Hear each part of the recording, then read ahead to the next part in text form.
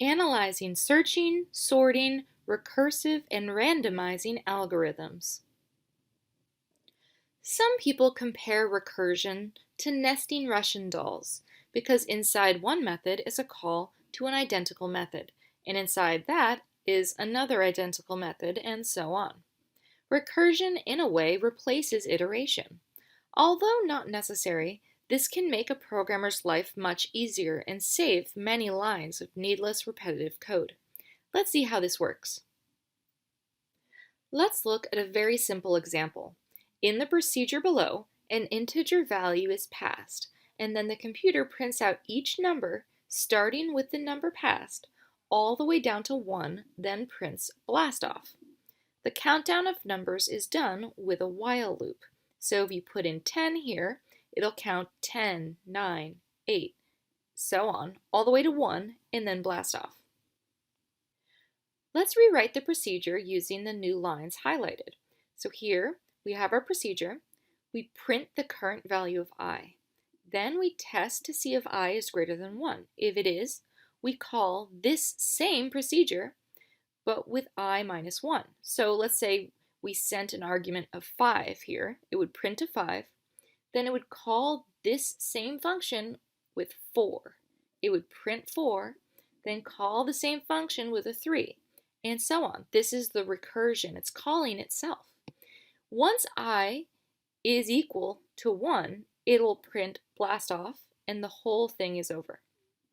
Notice how the print statement moved above the if here, and the while loop has been replaced by the recursive call.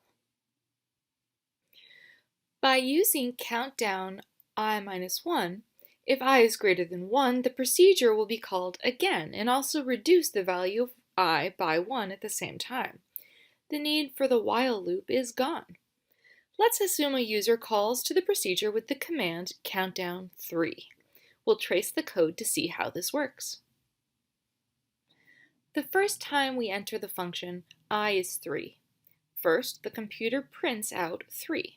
Then, because I is greater than 1, it is 3 currently, we enter the first part of the control statement. Here we find another call to the countdown method, and this time it is countdown 3 minus 1, or countdown 2. This continues until I is 1. First, the computer prints out 1. Then, because I is not greater than 1, it is 1, we enter the second part of the control statement.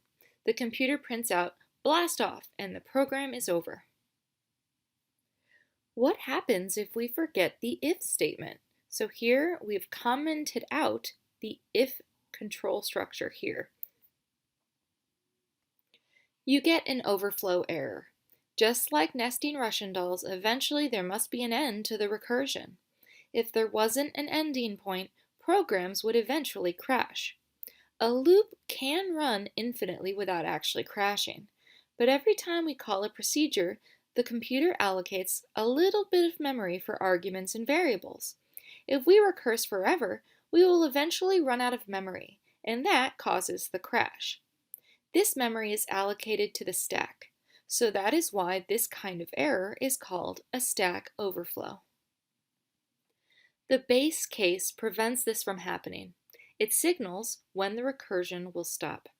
This is usually done with an if statement, and unlike turtles all the way down, there is an end based on the condition set. The base case is determined by a field of the object that is using the method, or by the arguments passed to the method. There is one more requirement. To prevent a stack overflow, each recursive call must progress toward the base case. That means that each successive call must get at least one step closer to the base case. We've now seen the two essential elements of recursion, a method that calls itself and a base case that signals when to stop recursion. Let's look at another example. Can you figure out what this method does? Try plugging in an argument of 4 and figure out what it eventually prints out. Often, the only way to figure out what a recursive function does is to trace through it manually. Let's trace this through step by step. We pass in input equals 4. So this number here will be a 4. All right, if input equals 1, well, input is equal to 4. Therefore, we skip this and we go straight to the else.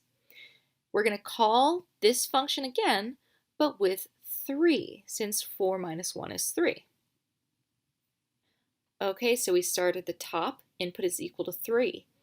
Input does not equal 1, so we go to else. We call mystery method again with a 2, which is 3 minus 1. Since input is 2, we're going to skip this first line, go straight to the else. We're calling mystery method with 2 minus 1, which is 1. Now, finally, input does equal 1, so we go in here and we print input, which is currently equal to 1.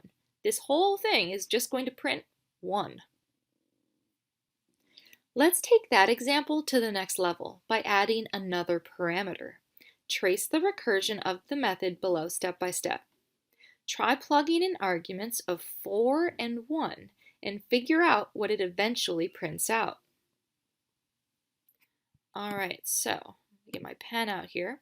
We are putting in 4 for input, 1 for total. All right, step by step. If input equals 1, well, it doesn't, so we're going to skip that and go to else. We're going to call the method with input minus 1, which is 3, and input times total. So input is currently 4, total is 1, so this will become a 4. So here we have 3 and 4. We're calling the function again with 3 and 4. All right, next, input does not equal 1, so we go here, input minus 1, so this is going to be a 2. Then here we have input times total. Input is currently a 3, total is 4, so this whole number here is going to be 12. You can see we're now going to call the function again with 2 and 12. On the next iteration, we're going to call it with 1 and 24. Finally, since input is now equal to 1, we're going to print the total, which has become 24. Mystery method computes a factorial, that is the product of all integers from 1 to the input. We've seen a void procedure. Let's take a look at a recursive procedure that returns an int value. All right, here. What is the output if the procedure was called with the following information passed? 21. So if we send 21 as an argument to this function, what's going to happen? The output is 5. Now, how did we get that? Let's follow the recursion step by step. The first time through the procedure, x is 21. Since x does not equal 0, we enter the else statement. We have returned 21 modulus 5 plus the recursive call. So 21 divided by 3 is 7. So we're going to call who knows with an argument of 7. So we return 1 plus whatever we get when we send 7 to the who knows method. For our final return value, we currently have 1 plus the result of the next recursive call. The second time through the procedure, x is 7. Since x does not equal 0, we enter the else statement. 7 modulus 5 is 2. Then here we have our recursive call. 7 divided by 3, then cast as an int, is going to be 2. So we have 2 plus whatever the result of this call is. Remember, currently we have 1 from the previous slide, plus 2 from this slide, plus the result of this call. The third time through the procedure, x is 2. Since x does not equal 0, we enter the else statement. 2 modulus 5 is 2. Then 2 divided by 3 is 0.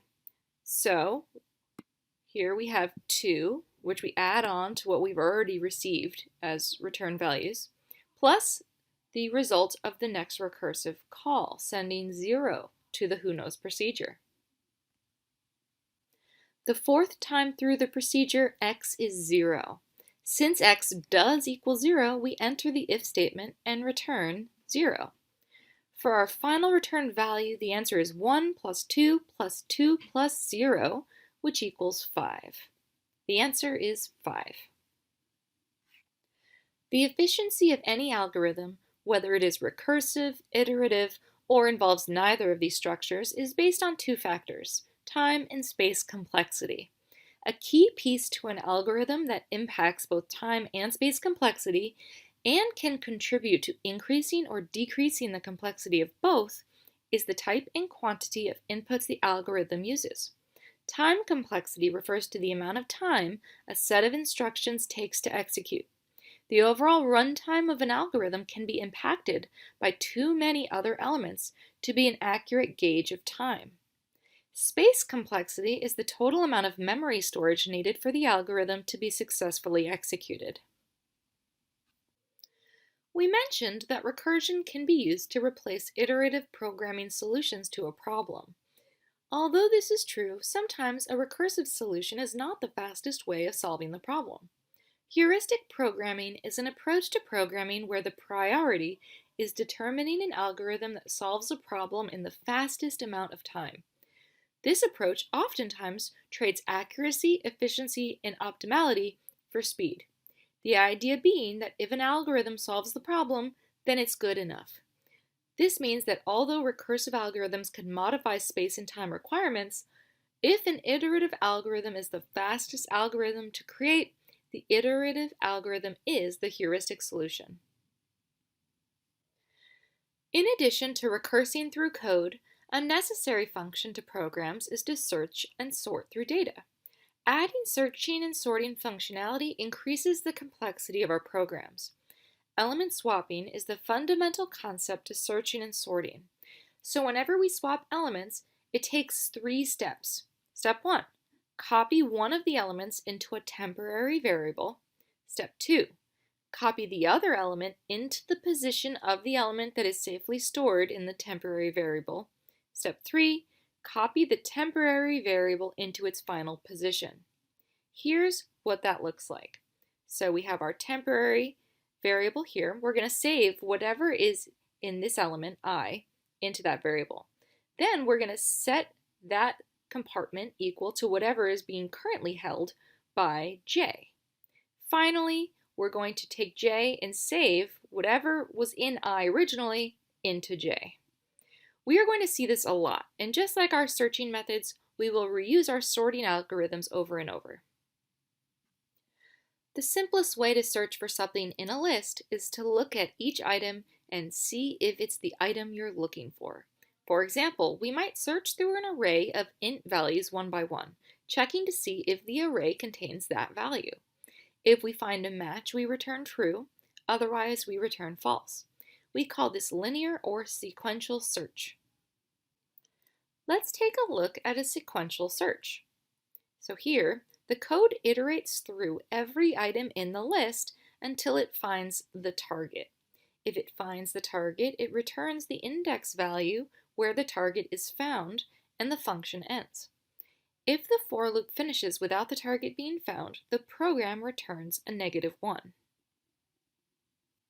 So how good is our sequential search? One question we could ask is how many comparisons it has to make. It turns out that conditional comparisons are computationally expensive. That means that an if statement that compares two things, such as if A is less than B, uses a lot of processor time relative to other operations. We want to minimize the number of times we do this. Moving values around, such as setting this value being held in this compartment into that one, also uses some time, but not as much. As a rule of thumb, the sequential search algorithm is said to take an average of n/2 iterations for any value of n. N is the number of items in the array you're searching through, or stated more generally, the input size. Sometimes it will be more, sometimes less, but it will average to n/2. That means that if you double n, you double the average number of comparisons that have to be made. This might be fine for a program you write on your own computer to learn programming, but if you have millions of customers searching millions of products, this might not be the best approach. Big O notation is a mathematical way to view the time efficiency of algorithms. O stands for order of magnitude. It describes algebraically how much time an algorithm takes to run as the number of inputs increases. In our previous example, sequential search, there was a linear relationship between time and inputs. For example, if you double the amount of numbers in the array, it will on average double the amount of time the algorithm takes to run. In Big O notation, this linear relationship would be represented by O followed by N in parentheses, which is the blue line right here. The line. Any algorithm that goes through and accesses every value one time will be a linear algorithm. For example, below we have code that iterates through an array and prints every value. If there's only one number in the array, the loop runs one time. If there are 10,000 numbers, the loop runs 10,000 times. Since the time required to run the algorithm increases linearly with the number of inputs, this is a linear algorithm.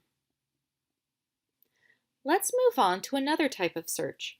Let's say you're searching for a name in an old-fashioned, thick phone book. Would you use sequential search and start at the beginning, looking at each name in sequence until you found a match? Of course not. You would probably open the book to a page that you guess would be close to the name, see how close you got, and then go forward or backward until you found it. If you were off by a lot, you would skip more pages, and as you got closer, you would skip fewer pages. Eventually, you would find the right page. Imagine using this algorithm to find the page in a phone book that has a name you're looking for. If there's only one page in the book, we jump straight to step 6, which is the end. However, if there's more than one page, we're going to first tear the book in half. Yes, that's right. Rip the phone book in half. Step 3, if the name you're looking for is in the first half, we're going to throw the second half away. If the name you're looking for is in the second half, we're going to throw the first half away. Then we jump back to step 1. So we keep tearing this phone book in half. This algorithm is pretty similar to the way we actually search for information. We don't usually tear books in half, and we don't always jump by exactly half of the remaining pages. Instead, we make educated guesses about how much to jump.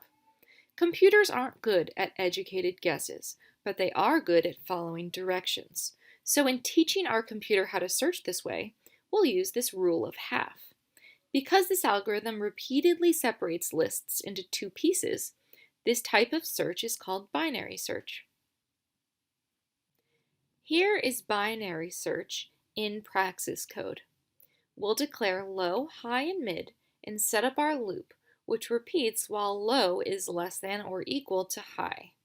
So low is going to be 0, mid is currently 0, high is going to be the last element in the array. So let's see how this is going to work. Here is our array, and you can see that it's in order from lowest to highest. We have our target right here. It's 15. The value at the midpoint was 27. It was here on the last slide, which is greater than 15.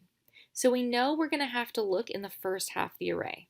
We do that by setting high equal to mid minus 1, which throws away the higher numbers. And then we recompute the midpoint. Now the midpoint is 8.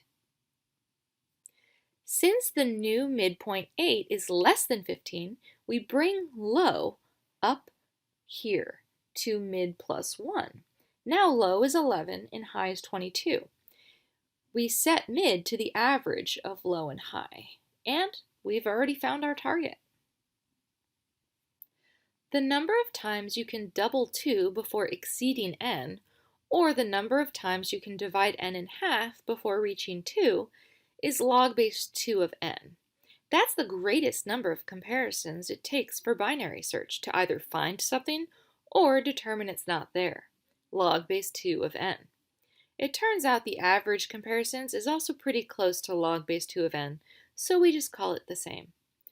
Log base 2 of 1024 is equal to 10, which is a lot better than 512 for sequential search.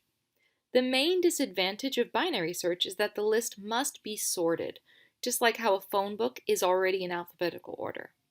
However, for a list that is in order, it is much more efficient than a linear algorithm. In binary search, the time it takes to execute the algorithm is proportional to the logarithm of input size.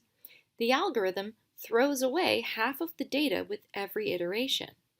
Even as the amount of numbers in the array increases drastically, the amount of checks increases slowly. The O log n graph is shown in yellow to the right. A logarithmic algorithm is very efficient. The green graph to the right shows O1, this line right here, this horizontal line. This is a constant time algorithm. An example would be picking the third value from a list. No matter how many values are in the list, the computer is only going to pick one. Therefore, the algorithm will always take the same amount of time to complete. Quadratic algorithms are not efficient, but they are easy to implement.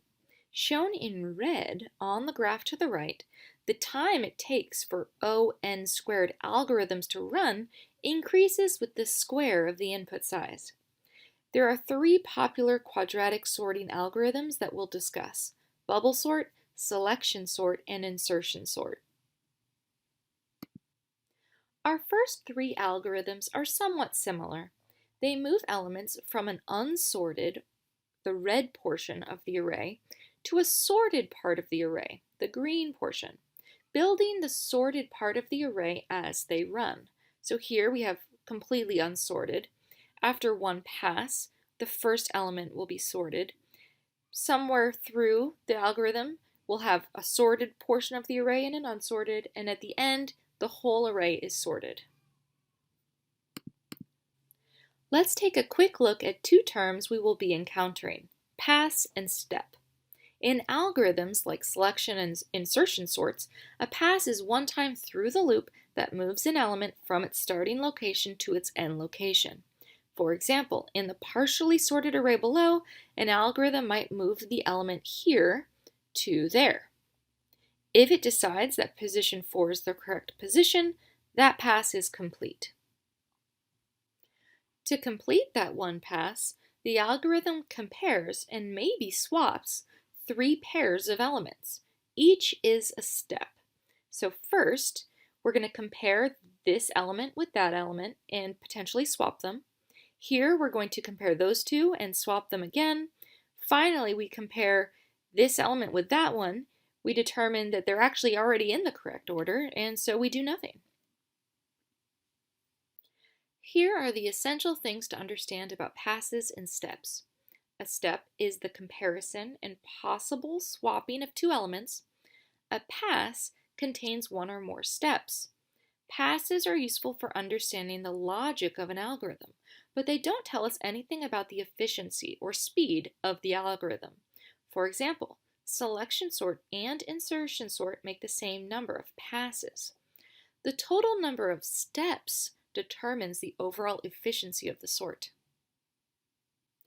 Now that we have our terminology straight, let's look at the first algorithm, bubble sort. It is well known and easy to implement, but it is a very inefficient sorting method. Bubble sort is named because it helps to visualize values bubbling through the array using lots of swaps. Bubble sort works by comparing two elements at a time and swapping if they're out of order. We are going to look at the version that works backwards through the array, because from there it is a small step to understanding the next algorithm. Let's say we have this array.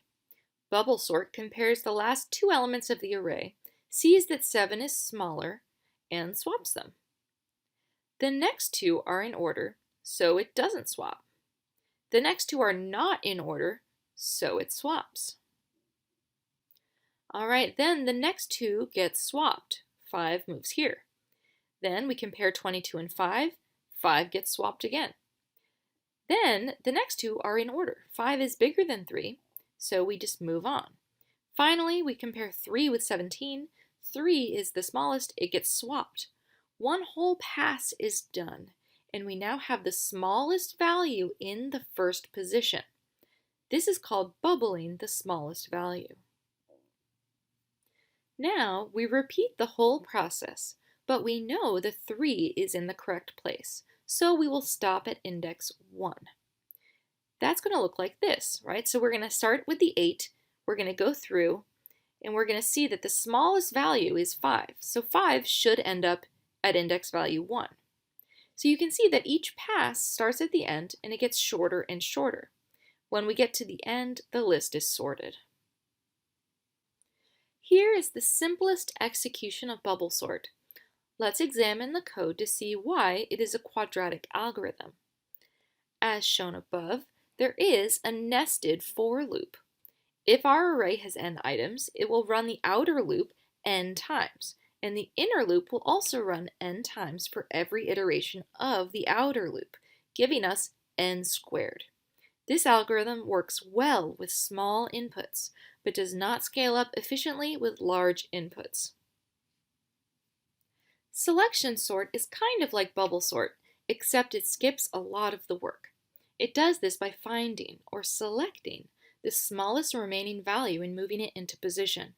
It makes the same number of comparisons, but just one swap per pass. So starting with the same array as before, selection sort searches the whole array, finds the smallest value, the 3, and moves it into index 0 with one swap. Here is selection sort in action. Green is sorted values. Red is the smallest unsorted value. So here, the smallest value is a 1. So on the first pass, it's going to move that 1 into the first spot. Then it's going to find the next smallest value, 3. Move that. It's already in the correct spot, so it stays where it is. Then the next smallest number is 5. It puts the 5 into index value 2. Then 6 moves there, 8 moves there, and so on. Let's now discuss the third type of sorting, insertion sort. Both insertion and selection repeatedly take a value from the unsorted part and move it to the sorted part, but which value they grab and where they move it is different. Insertion sort holds the first element in the unsorted part of the list, then it compares it to every value in the sorted part of the list and figures out where to insert it. Remember how we said that conditional comparisons are computationally expensive? Selection sort takes lots of steps figuring out which unsorted value to move into the sorted part of the list. When the unsorted part of the list gets shorter and shorter, selection sort gets faster and faster. Insertion sort takes lots of steps figuring out where in the sorted part of the list to put it. When the sorted part gets longer and longer, insertion sort gets slower and slower. Our next two algorithms are very different from selection sort and insertion sort. Merge sort and quick sort are both recursive. Instead of looping repeatedly over lists, they use a divide and conquer approach, breaking lists into smaller and smaller pieces, and then putting them back together again in order. The code for these two algorithms is more complicated, so we will learn in general how they work and what their strengths and weaknesses are, but we will not dissect the code line by line. Recursive sorting also has implications for the idea of passes and steps. Since recursive algorithms don't iterate over the entire array, they don't make passes in the same way. But recursive algorithms take steps, comparing and sometimes swapping two elements at a time, and the total number of steps is still what matters for efficiency. Merge sort is named because it merges two sorted lists together. What is merging? Imagine we have two sorted arrays, color-coded only for clarity. Imagine stretching those two arrays out and then zipping them together. That's the merge in merge sort. It takes two sorted arrays and combines them into one sorted array, with relatively few of those expensive comparison operations. Merge sort is an efficient algorithm with a big O notation of O n log n, which is called linearithmic. Linearithmic is a combination of linear and logarithmic, and you can see it right here. The other recursive sorting method we will talk about is quicksort. It works similarly to merge sort, using a divide and conquer approach, except you don't necessarily break the list in half each time. Instead, the algorithm relies on a pivot point. If a good pivot point is chosen, the algorithm is linearithmic, just like merge sort. However, if a bad pivot point is chosen, the algorithm's efficiency drops to quadratic. The last and least efficient of the algorithms we're going to cover are exponential algorithms. Represented by O2 to the n, the time required for these algorithms to run doubles as the input size increases. An example would be an algorithm that finds all of the possible subsets on a set.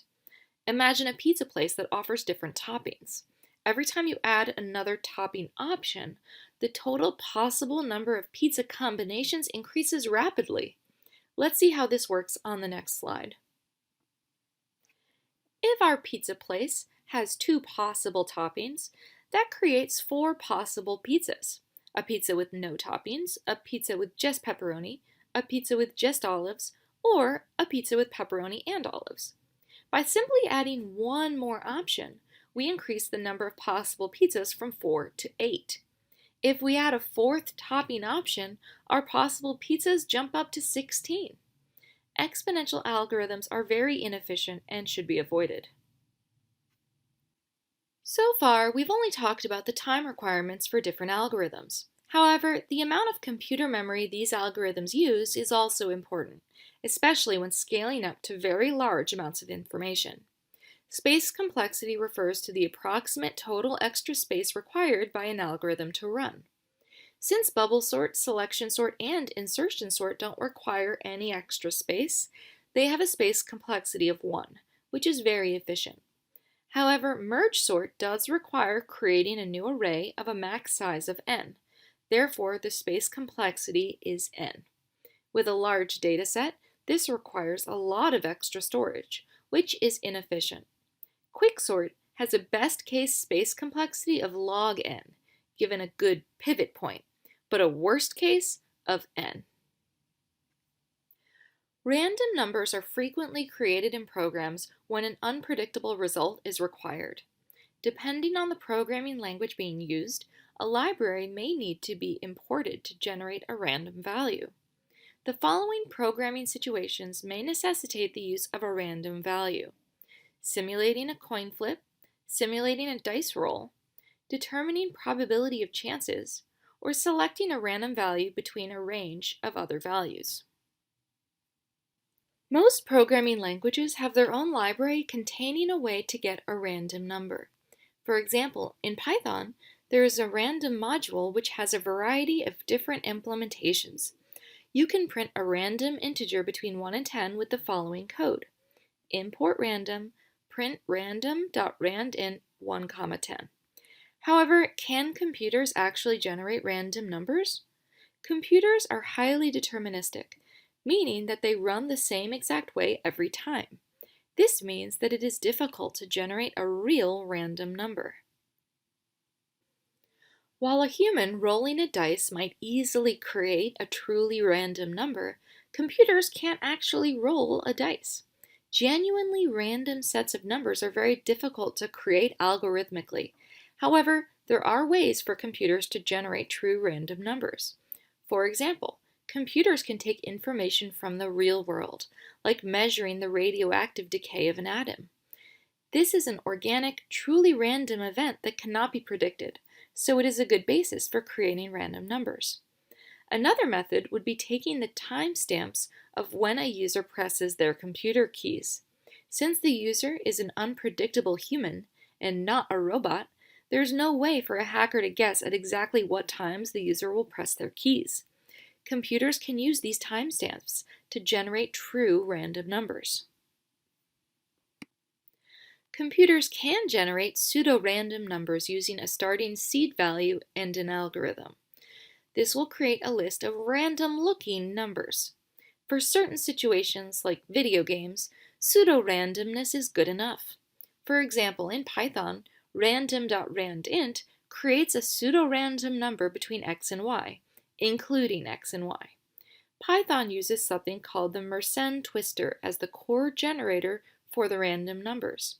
As stated in the Python documentation, the Mersenne twister is one of the most extensively tested random number generators in existence. However, being completely deterministic, it is not suitable for all purposes and is completely unsuitable for cryptographic purposes. It is important to remember that programming does have limitations. An algorithm can only be designed to search, sort, and manipulate the data that it receives. This is limited by the number of sources or the quality of the data collected. If a program does not have enough data to draw a conclusive result, it will only output what it is capable of concluding. Oftentimes, when these situations arise, additional research is needed to find a solution. This may mean looking outside of programming to find a solution.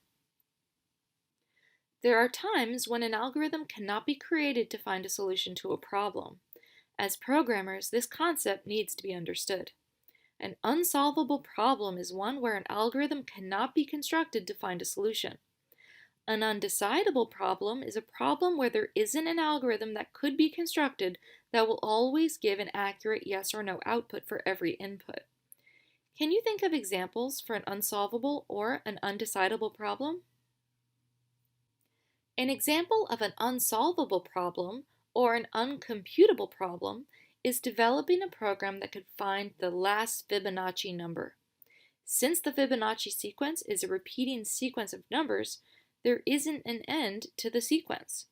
This would be an example of a problem that could not be computed or solved. An undecidable problem would be one like developing a program to find a matching vaccine for the flu virus. We know that the flu vaccine is capable of fighting some strains of the flu, but we also know that people still get the flu. What we can infer is that the flu vaccine does not protect against all strains of the flu. This outlines an undecidable problem. A program to find a vaccine match to prevent the flu would sometimes find a match, but there would be many strains of the flu that the program would not be able to match.